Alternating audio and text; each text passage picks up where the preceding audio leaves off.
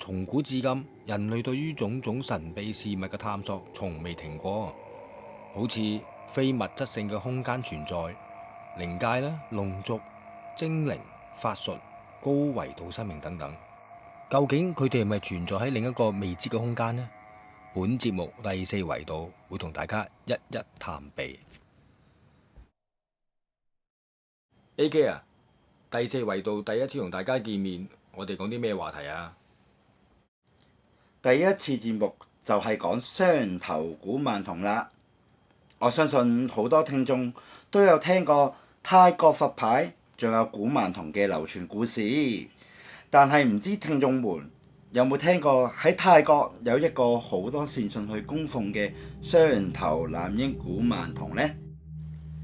而呢個古曼童有咁多人嚟求願，係唔係有啲咩特別之處㗎？佢嘅特別之處咪就係因為有兩個頭咯。不過更加特別嘅就係喺泰國嘅寺廟裏邊呢，只係會放有道行高僧嘅金身俾善信去參拜。而其中最出名嘅就係有屈辦帕嘅龍婆人。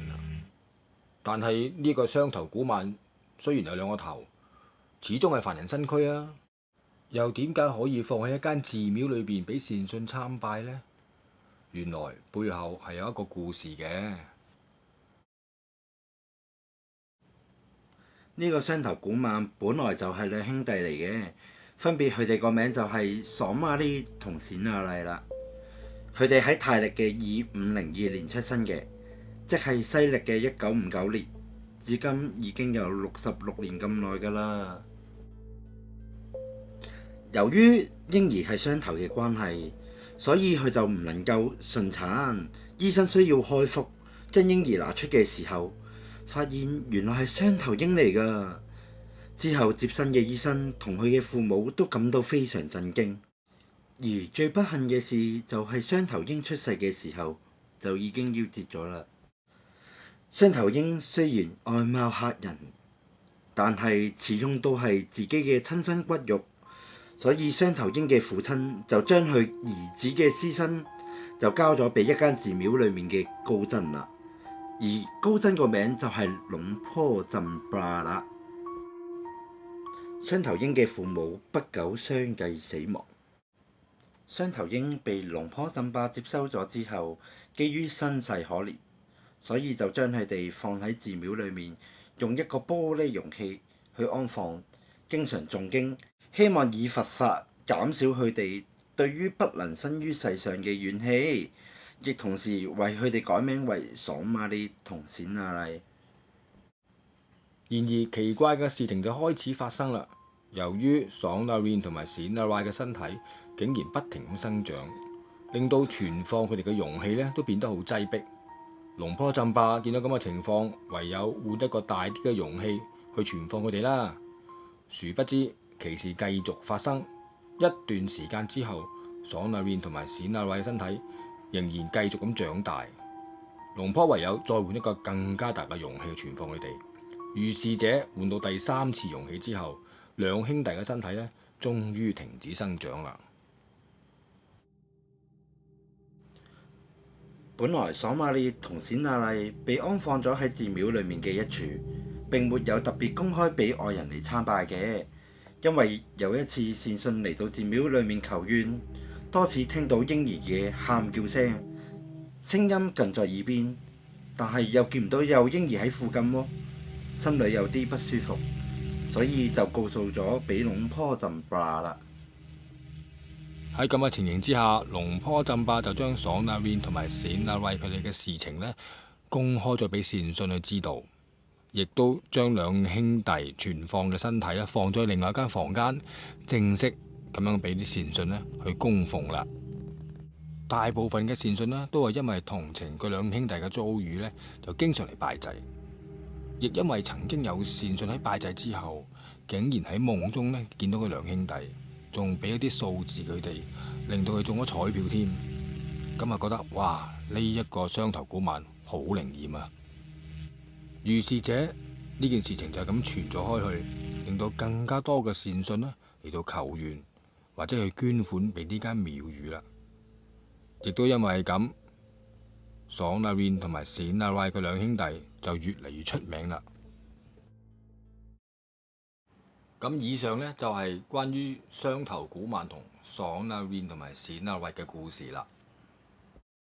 咁 AK 啊，如果唔係咁多善信都可以經常長途跋涉嚟呢一間廟裏邊呢供奉嘅話，咁間廟裏邊呢有冇話啲關於雙頭古曼童嘅聖物可以俾我哋請翻屋企呢？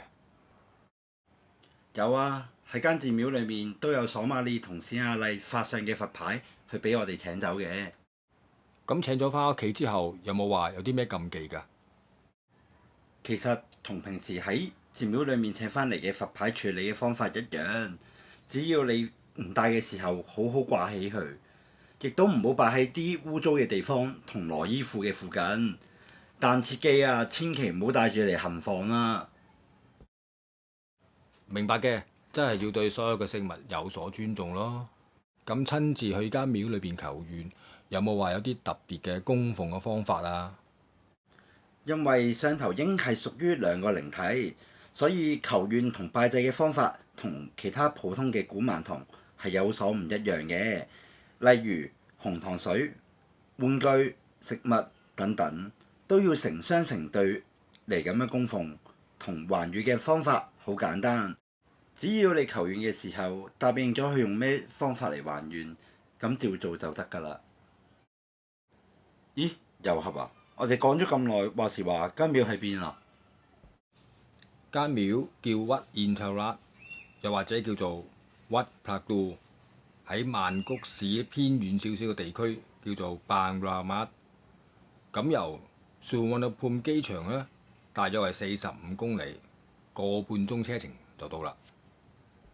收到。咁有關於雙頭古曼嘅故事就已經講完啦。咁 AK 啊，我哋下一集會講咩呢？首先，我哋嚟睇下呢幅圖先啦。下集我哋係咪講木乃伊啊？其實係一個乾屍嚟嘅，不過唔係叫木乃伊喎，泰文名叫碌角，而大陸台灣嘅人就會稱呼佢做路過啦。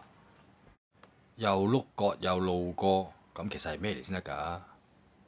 喺泰國裏面，碌角係最陰嘅聖物。下一集我哋會同大家講解。咁多謝大家收睇我哋嘅節目啦！鍾意我哋呢個節目嘅朋友，記得俾個 like 同埋訂閱我哋嘅頻道，又或者用課金嘅形式 scan 以上嘅 QR code，支持我哋為大家做更加多嘅精彩節目。拜拜。